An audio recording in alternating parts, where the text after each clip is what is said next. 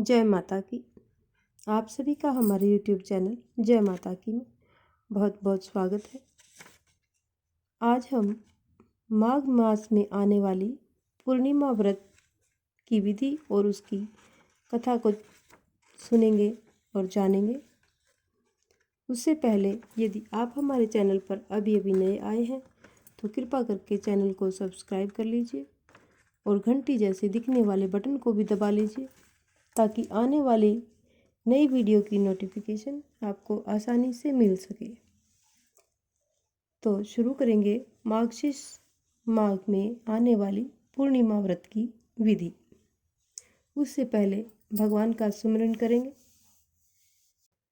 श्री कृष्ण गोविंद हरे मुरारी, हे नाथ नारायण वासुदेवा। जय श्री नमो नारायण नमः। तो शुरू करते हैं पूर्णिमा व्रत की विधि। यह व्रत माघशीर्ष मास की पूर्णिमा को होता है। इस दिन भगवान श्री नारायण की पूजा की जाती है। सबसे पहले नियम पूर्वक पवित्र होकर स्नान करें और सफ़ेद कपड़े और फिर आचमन करें। इसके बाद व्रत रखने वाले नमो नारायण कहकर आह्वान करें तथा आसन और गंध पुष्प आदि भगवान को अर्पित करें। भगवान के सामने चौकोर वेदी बनाएं जिसकी लंबाई व चौड़ाई एक एक हाथ की हो। हवन करने के लिए अग्नि स्थापित करें और उसमें तेल बूरा आदि की आहुति दें। हवन की समाप्ति के बाद फिर भगवान का पूजन करें और अपना व्रत उनको अर्पण करें।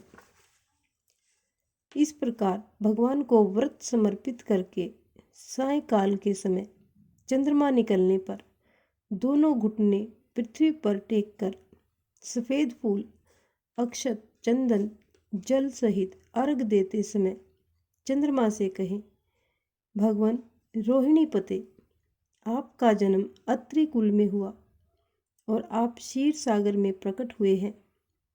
कृपा करके मेरे दिए अर्घ को आप स्वीकार करें। इसके बाद चंद्रमा को अर्घ देकर उनकी ओर मुंह करके हाथ जोड़कर प्रार्थना करें कि हे भगवान, आप श्वेत किरणों से सुशोभित होते हैं। आपको नमस्कार है। आप द्विजों के राजा हैं। आपको नमस्कार है। आप रोहिणी पति हैं। आपको नमस्कार है। आप लक्ष्मी के भाई हैं। आपको नमस्कार है। इस प्रकार रात्रि में श्री नारायण भगवान की मूर्ति के पास ही शयन करें। दूसरे दिन सुबह ब्राह्मणों को भोजन करवाएं और दान देकर विदा करें। तो इस प्रकार ये पूर्णिमा व्रत का विधि यहीं पर हमने जानी। अब ये संपन्न होती है। इसके बाद हम श्री सत्यनारायण भगवान जी की कथा सुनेंगे जो इस प्रकार है। श्री सत्यनारायण भगवान की कथा 5 अध्यायों में संपन्न होती है। तो पहले करेंगे हम प्रथम अध्याय। एक समय नैमिषारण्य तीर्थ में शौनक आदि 88,000 ऋषियों ने श्री सूत जी से पूछा कि हे प्रभु, इस कलयुग में वेद विद्या रहित मनुष्यों को प्रभु भक्ति किस प्रकार मिलेगी तथा उनका उद्धार कैसे होगा। हे मुनि श्रेष्ठ, कोई ऐसा तप बतलाइए जिसमें कोई थोड़े समय ही पुण्य प्राप्त हो जाए तथा मनवांछित फल मिले। वह कथा सुनने की हमारी इच्छा है। सर्वशास्त्र ज्ञाता श्री सूत जी बोले, हे वैष्णवों, मैं पूज्य आप सब में प्राणियों के हित की बात पूछी है, अतः मैं उस श्रेष्ठ व्रत को आप लोगों को बतलाऊंगा जिस व्रत को श्री नारद जी ने लक्ष्मी नारायण जी से पूछा था और श्री लक्ष्मीपति ने मुनि श्रेष्ठ नारद जी से कहा, उसको आप ध्यान लगाकर सुनिए। एक समय योगी राज नारद जी दूसरों के हित की इच्छा से अनेक लोकों में घूमते हुए मृत्यु लोक में आ पहुँचे। यहाँ अनेक योनियों में जन्मे हुए प्राय सभी मनुष्यों को अपने कर्मों द्वारा अनेकों दुखों से पीड़ित देखकर उन्होंने सोचा, किस यत्न के करने से निश्चय ही मानवों के दुखों का नाश हो सकेगा। ऐसा मन में सोचकर वे विष्णु जी लोक को गए। वहाँ श्वेत वर्ण और 4 भुजाओं वाले देवों के ईश नारायण का, जिनके हाथों में शंख, चक्र, गदा और पद्म थे तथा वरमाला पहने हुए थे, देखकर स्तुति करने लगे। हे भगवान, आप अत्यंत शक्ति से संपन्न हैं। मन तथा वाणी भी आपको नहीं पा सकती। आपका आदि, मध्य और अंत नहीं है। निर्गुण स्वरूप सृष्टि के कारण भक्तों के दुखों को नष्ट करने वाले हो। आपको मेरा नमस्कार है। नारद जी के इस प्रकार स्तुति सुनकर श्री विष्णु भगवान जी बोले कि हे मुनिश्रेष्ठ, आपके मन में क्या है, यह मुझे बतलाइए।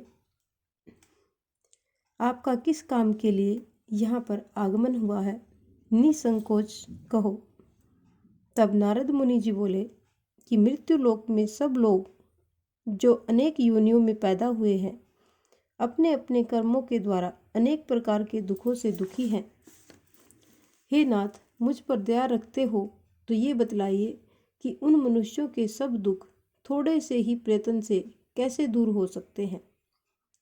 श्री भगवान जी बोले कि हे नारद, मनुष्यों की भलाई के लिए तुमने बहुत ही अच्छी बात पूछी है।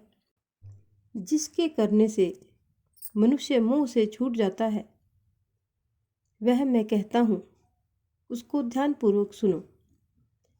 पुण्य देने वाला स्वर्ग तथा मृत्यु लोक दोनों में दुर्लभ एक उत्तम व्रत है। आज मैं प्रेमवश होकर तुमसे कहता हूँ, श्री सत्यनारायण जी भगवान का यह व्रत अच्छी तरह से विधान पूर्वक करके मनुष्य तुरंत ही यहाँ सुख भोग कर मरने पर मोक्ष को प्राप्त होता है।